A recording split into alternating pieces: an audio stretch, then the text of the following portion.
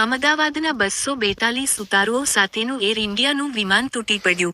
આ ભયાનક દુર્ઘટનામાં સૌથી વધુના મોતની આશંકા. વિમાન ઉડાન ભરતી વખતે માત્ર 2 મિનિટની અંદર જ તૂટી પડ્યું. 200ની વધુ ઉતારુનો સાથે અમદાવાદથી રવાના થયેલું એર ઇન્ડિયાનું વિમાન થોડી જ ક્ષણોમાં તૂટી પડતા ભયાનક દ્રશ્યો સર્જાયા હતા. આ વિમાનમાં ભૂતપૂર્વ મુખ્યમંત્રી વિજય રૂપાણી પણ હોવાના મળતા સમાચાર. અમદાવાદના 242 ઉતારુઓ સાથેનું એર ઇન્ડિયાનું વિમાન તૂટી પડ્યું. આ ભયાનક દુર્ઘટનામાં સૌથી વધુના મોતની આશંકા.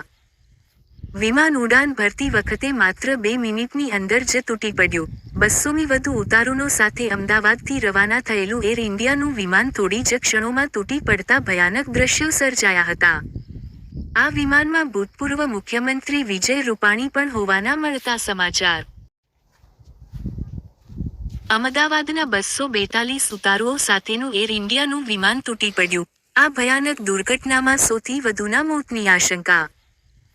વિમાન ઉડાન ભરતી વખતે માત્ર 2 મિનિટની અંદર જ તૂટી પડ્યું. 200ની વધુ ઉતારુનો સાથે અમદાવાદથી રવાના થયેલું એર ઇન્ડિયાનું વિમાન થોડી જ ક્ષણોમાં તૂટી પડતા ભયાનક દ્રશ્યો સર્જાયા હતા.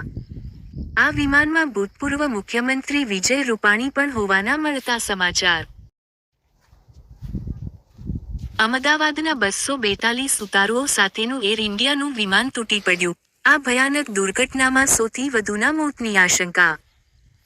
વિમાન ઉડાન ભરતી વખતે માત્ર 2 મિનિટની અંદર જ તૂટી પડ્યું.